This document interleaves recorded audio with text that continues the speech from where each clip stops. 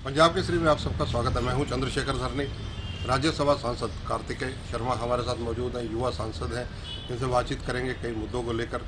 जिस तरह से पीछे राज्यसभा के हरियाणा में चुनाव हुए और जो गणित इन्होंने बदला, और विशेषकर उसका झटका राजनीतिक दलों को भी देखने के लिए मिला, विशेषकर कांग्रेस का अगर जिक्र किया जाए। सबसे पहले स्वागत है कार्तिकेय जी आपका। बहुत बहुत धन्यवाद। कार्तिकेय जी, राज्यसभा सांसद बनने के बाद आपके प्रमुख जो टारगेट कहा जाए, लक्ष्य कहा जाए, क्या रहेंगे? देखिए, मैंने अपनी प्राथमिकताएं निर्धारित की थी जैसे मैं सांसद बना था। मैंने 3 मुद्दों के ऊपर काम करना शुरू कर दिया है। एजुकेशन की फील्ड के ऊपर, यूथ एम्प्लॉयमेंट और वोकेशनल ट्रेनिंग के ऊपर, और ख़ासकर स्पोर्ट्स के ऊपर कि कहाँ कहाँ हम लोग स्पोर्ट्स के अंदर और बेटर कर सकते हैं, और खेलों में, जिन खेलों में हम अभी उतना सक्सेसफुल नहीं हो पाए हैं, क्योंकि हमारे बच्चों में क्षमता है, हरियाणा के बच्चों में क्षमता है, और हमने देखा है कि विभिन्न प्रकार के स्पोर्ट्स के अंदर उनकी परफॉर्मेंस बहुत अच्छी रही है। तो उसको लेकर, इन तीनों मुद्दों को लेकर मैं अपने प्रयास कर रहा हूँ। आपने जो 3 सब्जेक्ट बताए उनमें सबसे एक जो युवा वर्ग को रोजगार को लेके जी है। युवा वर्ग सबसे ज़्यादा आज की डेट में अगर आशंकित है तो रोजगार को लेके है। सरकारी नौकरियां हर बच्चा चाहता है, लेकिन कहीं ना कहीं नौकरियों का जो उन्हें मिलने में बहुत ज़्यादा कठिनाई, बहुत ज़्यादा चुनौती लगती है। बच्चे विदेश भाग रहे हैं। देखिए, स्वाभाविक सी बात है कि और आप सही कह रहे हैं कि युवा चिंतित रहते हैं अपने फ्यूचर को लेकर, अपने करियर को लेकर, और एक बहुत बड़ी चिंता का विषय भी रहता है माता पिता के लिए, बच्चों के लिए। लेकिन मेरा ये मानना है कि हर व्यक्ति अगर सरकारी नौकरी चाहेगा तो वो तो संभव नहीं हो पाएगा। लेकिन नए कई आयाम बन चुके हैं। जहाँ तक सरकारी नौकरी की बात है तो उसमें कम से कम हमें इस बात का संतोष है कि मेरिट में नौकरियाँ मिल रही हैं। इस सरकार ने एक ऐसी व्यवस्था बनाई है। इसकी आवाज़ उठाने का काम विनोद शर्मा जी ने किया था 2014 में, कि मेरिट बेस्ड जॉब्स में इंटरव्यू ख़त्म किए जाने चाहिए और मेरिट बेस्ड जॉब होनी चाहिए। मैं इसीलिए इस बात का धन्यवाद भी करता हूँ माननीय मुख्यमंत्री जी का, मनोहर लाल जी का, कि उन्होंने एक अच्छा बदलाव लेके आए हैं सोसाइटी के अंदर और लोगों के बेटर के लिए, बच्चों के बेटर के लिए, यूथ के बेटर के लिए, बेटरमेंट के लिए। रही बात सरकारी नौकरियों की सिर्फ, तो मेरा ये कहना है कि सिर्फ सरकारी नौकरियां ही नहीं, और भी नए आयाम हैं जिनके थ्रू एम्प्लॉयमेंट मिल सकती है, चाहे वो स्किल डेवलपमेंट और वोकेशनल के थ्रू हो, चाहे वो कॉर्पोरेट सेक्टर में हो, या उसके अतिरिक्त। देखिए, दुनिया बदल रही है, देश बदल रहा है, नए आयाम आ रहे हैं, नई नई टेक्नोलॉजीज़ आ रही हैं, और हमारे को उस व्यवस्था के साथ जुड़ने की ज़रूरत है, हमारे यूथ को उस व्यवस्था के साथ जुड़ने की ज़रूरत है। तो मैं कोशिश करूँगा कि हम इस तरह के प्रोग्राम्स को भी अंकित कर सकें जहाँ पर हम वैल्यू को अनलॉक कर सकें, जहाँ बच्चों को घर बैठे या जहाँ पर जो भी व्यवसाय चला रहे हैं उसके अंदर डिजिटल तकनीकों के माध्यम से और टेक्नोलॉजी के माध्यम से उनकी ग्रोथ हो सके, उनको काम मिल सके। कनाडा, ऑस्ट्रेलिया या यूएसए, यूथ आज पंजाब और हरियाणा का अगर जिक्र करें तो 10वीं 12वीं करते ही बच्चा उधर भागने की लगता है। देखिए, ये बात सच है, लेकिन मैं इसको इस तरीके से भी देखता हूँ कि ये, अगर आप ऐतिहासिक तौर पे देखें तो ये एक चलन रहा है कि जहाँ पे लोगों को मौका मिलता है, जिस तरह की अपॉर्चुनिटी मिलती है, लोग वहाँ जाके पसंद करते हैं काम करना, और युवा भी करते हैं। मैं ये नहीं कह रहा हूँ कि ये सही है, गलत है, लेकिन अगर इसको हम कहें गलत है तो एक तरफ तो हम ऋषि सुनक को आज यूके के प्राइम मिनिस्टर बनने पे सेलिब्रेट कर रहे हैं, या कमला हैरिस को उपराष्ट्रपति बनने पे सेलिब्रेट कर रहे हैं, अमेरिका का करते हैं। तो जब हम इंडियन ओरिजिन के लोगों की बात करते हैं तो ये कहीं ना कहीं हम उनका वहाँ पे गौरवान्वित भी महसूस करते हैं जब वो बाहर जाके अच्छा करते हैं, देश का नाम करते हैं। तो कहीं भी रहे युवा, अगर उनको लगता है कि उनको मौके वहाँ बेटर मिल रहे हैं, कुछ युवा वहाँ जाना चाहते हैं और जो सक्सेसफुल हो पाते हैं, तो वो भी अच्छी बात है, उसमें कोई बुरी बात नहीं है। लेकिन हमारे पास यहाँ पर व्यवस्था होनी चाहिए कि हम बच्चों को एम्प्लॉयमेंट दे सकें, ऑल्टरनेटिव दे सकें, एंड वो उसके बाद उनकी इच्छा है कि वो क्या करना चाहें। नशे की तरफ जिस तरह से युवा अग्रसर हो रहा है, पंजाब और हरियाणा किसी से अछूता नहीं है। जी, देखिए, ये नशे की बड़ी समस्या रही है, ख़ासकर पंजाब के अंदर, और मुझे ऐसा लगता है कि जब जब आप युवाओं को एक मौका देंगे अपना ध्यान बटाने का, काम करने का, मायूस ना होने का, निराश ना होने का, चाहे वो एम्प्लॉयमेंट के माध्यम से हो, चाहे वो स्पोर्ट्स और एंटरटेनमेंट के माध्यम से हो, तो ज़रूर उनको इस तरीके, इन चीज़ों की तरह से उनको प्रोत्साहन मिलता है, एस्पिरेशन मिलती है, वो आगे बढ़ चढ़ के, चाहे स्पोर्ट्स के फील्ड में हो, चाहे अपने एजुकेशन के फील्ड में हो या अपने करियर की फील्ड में हो, वो आगे बढ़ के काम कर सकते हैं। ये जब हमारे युवा भटक जाते हैं तो इस तरफ जाने लगते हैं, और हमारे को इसको व्यापक तरीके से काम करना पड़ेगा। ये प्रॉब्लम आज की नहीं है और इतनी जल्दी ख़त्म होने वाली नहीं है। इसके अगेंस्ट जो लड़ाई है उसको हमें निरंतर लगातार लड़ना पड़ेगा। आपने खेलों का जिक्र किया, आपको खुद बहुत रुचि रहती है खेलों में, लेकिन जिस तरह से हॉकी की बात करें, पूरा इंफ्रास्ट्रक्चर नहीं बनता, एस्ट्रोटर्फ लिमिटेड है। क्रिकेट की बात करें, उसके लिए प्रॉपर कोचेज़ नहीं है, कई चीज़ें देखनी पड़ती हैं। इसके लिए आपके क्या प्रयास रहेंगे? देखिए, ये विभिन्न तरीके की प्रॉब्लम्स हैं जो अलग अलग स्पोर्ट्स के अंदर आती हैं। उनके अपने संघ होते हैं, संघों की एसोसिएशन होती है और कई सारे फैक्टर्स होते हैं। ज़रूरी ये है कि मैं ये नहीं कहूँगा कि हर देश के हर स्टेट के अंदर एक फैसिलिटी बन जाए हर खेल के लिए, ऐसा संभव नहीं है। जैसे उड़ीसा ने एक मॉडल तैयार किया हॉकी को लेकर, जहाँ पर उन्होंने एक नर्सरी बनाई बच्चों को ट्रेन करने की। उन्होंने एक ऐसा इकोसिस्टम क्रिएट किया जहाँ पे हॉकी वापस से दोबारा से लोगों के जहन में आई, प्लेयर्स को भी एक मौका मिल रहा है, अच्छा एनवायरनमेंट मिल रहा है। आपने एस्ट्रोटर्फ्स की बात की, तो अगर एक एक राज्य भी एक एक स्पोर्ट पकड़ ले और उसकी फैसिलिटी बनाने का काम करे, उनको सक्षम बनाने का काम करे, तो हमारे देश में खेल का लेवल कहीं और जाकर बैठेगा। उड़ीसा एक बहुत अच्छा उदाहरण है इस बात का, मुझे कहने में कोई गुरेज नहीं है।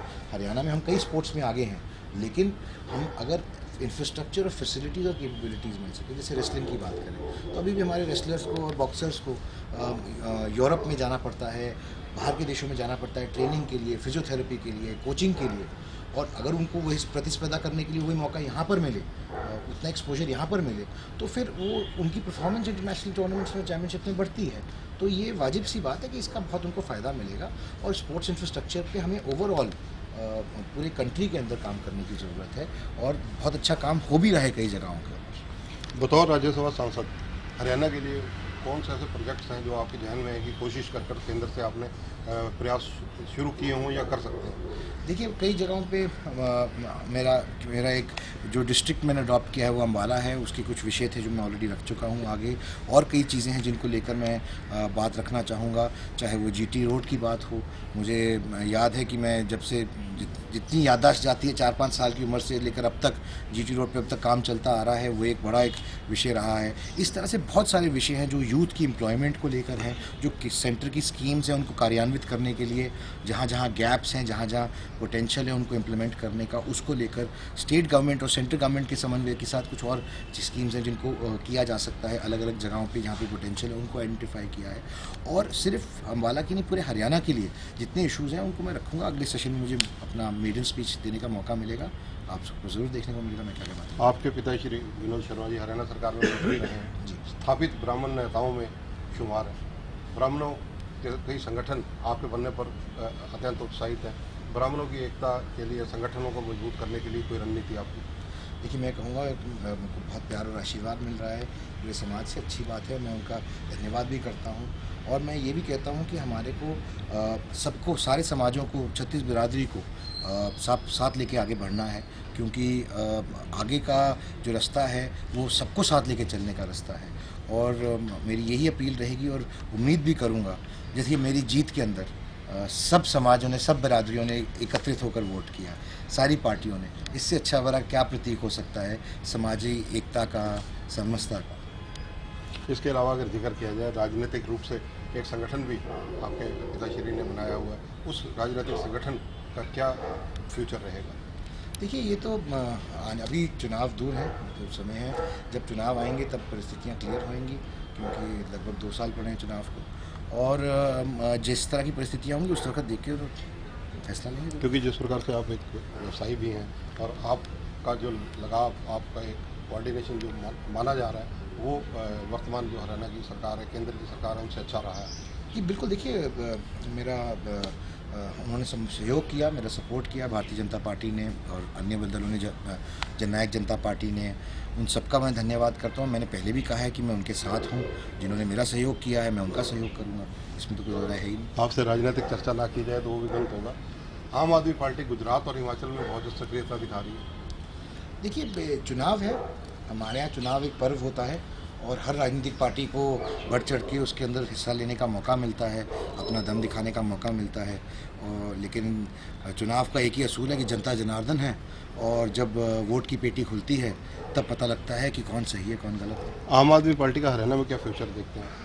देखिए, अभी चुनाव मुझे नहीं लगता कि अभी किसी के बारे में कोई टिप्पणी करना ठीक रहेगा, क्योंकि अभी चुनाव दूर हैं, तकरीबन 2 साल पड़े हैं। और जैसे मैंने कहा कि हम जो भी कहें, फैसला तो जनता को करना है, लोगों को करना है। और जब जनता बोलती है तो वो अपना फैसला सक्षम तरीके से देती है, और जब पेटी खुलती है तो उसका सबको पता लगता है। हमारे यहाँ बाईपोल हो रहा है आदमपुर में, 6 तारीख को पेटियाँ खुलेंगी, पता चलेगा। एसवाईएल को लेकर जिस प्रकार से दोनों स्टेट के मुख्यमंत्रियों की बातचीत भी हुई, कोई निष्कर्ष नहीं निकला उसका। सुप्रीम कोर्ट ने पहले ही हरियाणा का हक देने की बात की हुई है। आपका इस मामले में क्या दृष्टिकोण है? देखिए, ये दुर्भाग्यपूर्ण है कि अभी तक इस इतने महत्वपूर्ण विषय का, जिसकी आस्था दोनों राज्यों से जुड़ी हुई है, लोगों से जुड़ी हुई है, और लोगों की रोज़गार से जुड़ी हुई है, किसानी से जुड़ी हुई है, इसका अभी तक फैसला नहीं हो पाया। मैं उम्मीद रखता हूं कि माननीय मुख्यमंत्री पंजाब और माननीय मुख्यमंत्री हरियाणा दोनों इसका जल्दी फैसला निकालेंगे। मेरी जानकारी में है कि हरियाणा मुख्यमंत्री मनोहर लाल जी ने भी प्रयास कर रहे हैं, और ऐसा मेरा मानना है कि सबका हित इसमें है कि जल्दी फैसला निकले। और जितनी मेरी भगवंत मान जी से बात हुई है, वो भी चाहते हैं कि इसका फैसला होना चाहिए जल्दी।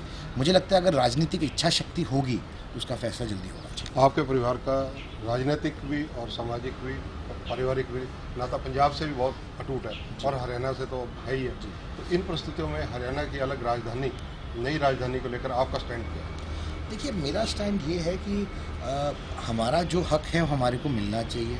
हरियाणा का जो हक है हरियाणा को मिलना चाहिए, और हक की लड़ाई लड़ना बिल्कुल गलत नहीं है। हमारे स्वतंत्रता सेनानियों ने भी अपने हक की लड़ाई लड़ी थी। तो मेरा ये मानना है कि हमारे को हक की लड़ाई डेमोक्रेटिकली, पीसफुल तरीके से अपनी बात रखनी चाहिए सही जगह पर, और हमारे को अपना हक मिलना चाहिए। मैं मानता हूँ कि हरियाणा को जहाँ जहाँ हमारा हक मारा गया, हमें अपना हक मिलना चाहिए।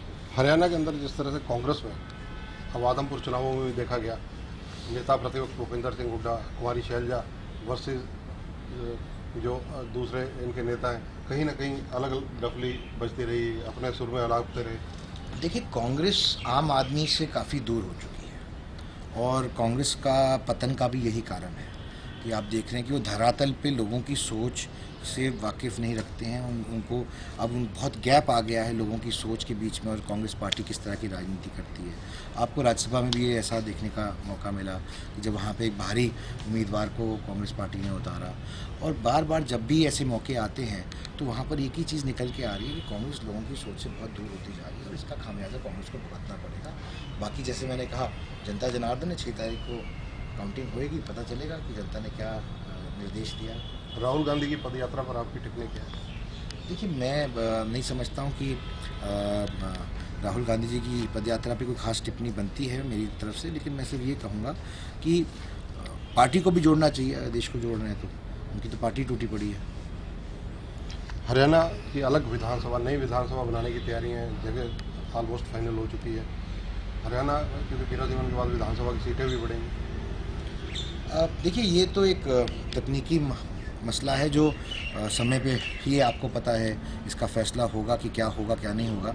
अभी इसके ऊपर कोई फैसला नहीं हुआ, ये मेरी जानकारी है, और जब भी ऐसी बात आएगी तब होगा। पर इसमें काफ़ी सारी चीज़ें इंटरलिंक्ड होती हैं, और काफ़ी सारी चीज़ें इंटरलिंक्ड होंगी भी। मेरे को लगता है कि जब भी परिस्थितियाँ क्लियर होंगी तो आपको भी जानकारी तभी मिलेगी जब। सक्रिय राजनीति में अब आप पूरी तरह से हैं हरियाणा के अंदर। आप कितना टाइम आने वाले दिनों में करने वाले हैं भविष्य की और राजनीति सुदृढ़ करने के लिए? आप भी हरियाणा के हैं, और आप भी रहते हैं, और आप देख ही रहे होंगे पिछले 3-4 महीने से सक्रियता कितनी रही है। मैं तो ये कहूँगा कि मेरे को मौका मिल रहा है लोगों से मिलने का, बात करने का, और मेरा मेन लक्ष्य यही है कि मैं ज़्यादा से ज़्यादा लोगों से मिल सकूं, बात कर सकूं, और जो उनके लिए कर सकूं। मैं एक राज्यसभा का सांसद हूं, तो मेरे लिए कोई एक कॉन्स्टिट्यूंसी लिमिटेड तो नहीं है। पूरा राज्य के अंदर ही मैं लोगों की बात कर सकता हूं, रख सकता हूं, समस्याएं जहां मेरे अधिकार क्षेत्र में है उनकी मदद कर सकता हूं। और मेरी ये कोशिश रहेगी कि मैं ज़्यादा से ज़्यादा लोगों तक पहुँच सकूँ, उनकी बात सुन सकूँ, अपनी बात रख सकूँ। आखिरी सवाल, जिस प्रकार से अम्बाला आपका अपना गृह क्षेत्र भी है, और इसके अलावा आपने खुद भी जिक्र किया कि बतौर राज्यसभा सांसद वहाँ के लिए आपके प्रयास होंगे, वैसे तो हरियाणा के लिए होंगे, लेकिन वहाँ क्या ऐसी चीज़ें आपको लगती हैं जो बहुत जल्दी होनी चाहिए? क्योंकि ये प्रवेश द्वार भी है पंजाब से। देखिए, एक हरियाणा की अम्बाला की डिमांड रही है हरियाणा के अंदर हमेशा से कि आईएमटी की डिमांड रही है बहुत पुरानी, और विनोद शर्मा जी ने डिमांड लगातार उठाई है, इसकी लड़ाई लड़ी है। और मुझे खुशी है कि मुख्यमंत्री जी ने आईएमटी की सौगात अम्बाला की जनता को दिया है, और अनाउंस भी हो गया है कि बहुत जल्दी सारी औपचारिकताएं पूरी हो जाएंगी और वहाँ आईएमटी लगेगा, जो कि अम्बाला के लोगों के लिए, वहाँ की यूथ के एम्प्लॉयमेंट के लिए एक बहुत अच्छी उपलब्धि है, और बहुत देर की डिमांड थी उस हल्के की, उस पूरे इलाके की। उसका फ़ायदा सिर्फ वहाँ तक नहीं, पूरे पंचकूला कालका इस एरिया तक भी आएगा। तो मुझे लगता है कि बहुत बड़ी उपलब्धि रहेगी। और इसके अतिरिक्त जो भी ऐसे विषय हैं जो मेरे संज्ञान में आते हैं, चाहे वो एमपी लैट के माध्यम से हो, या चाहे सरकार के माध्यम से हो, या फिर वो शहर की सरकार के माध्यम से हो, जो भी मुझे मेरी जानकारी में आते, मैं कोशिश करता हूँ कि मैं उन कामों का करवाने का काम करूं और जल्द से जल्द लोगों तक पहुंच सकूं उनकी मदद में। धन्यवाद कार्तिकेय जी। तो ये है कार्तिकेय शर्मा, इन्होंने कई मुद्दों पर हमारे से चर्चा की। विशेषकर अम्बाला का अगर जिक्र किया जाए तो आईएमटी को लेकर ये काफ़ी गंभीर नजर आए। इसके अलावा कांग्रेस पर, आम आदमी पार्टी पर इन्होंने जो इनकी सोच है उस पर टिप्पणी भी की है। इनका प्रमुख ध्येय कहीं ना कहीं युवा वर्ग को सुरक्षित रोजगार की तरफ प्रयास सार्थक हों, ये भी रहेगा, और खेलों की तरफ इनका विशेष झुकाव अपना भी है, और निस्संदेह इंफ्रास्ट्रक्चर अच्छा हो इसके लिए इनके प्रयास रहेंगे। राज्यसभा में ये हरियाणा के लिए जो वकालत कर पाएंगे वो ये कृत संकल्प नजर आए। कैमरामैन संजय सिंह के साथ चंद्रशेखर धरनी, पंजाब केसरी टीवी, चंडीगढ़। हमसे जुड़े रहने के लिए हमारे YouTube चैनल को सब्सक्राइब करें और नई वीडियो की नोटिफिकेशन के लिए बेल आइकॉन को दबाएं। अगर आप ये वीडियो Facebook पर देख रहे हैं तो लाइक जरूर करें और ज्यादा से ज्यादा शेयर करें। धन्यवाद।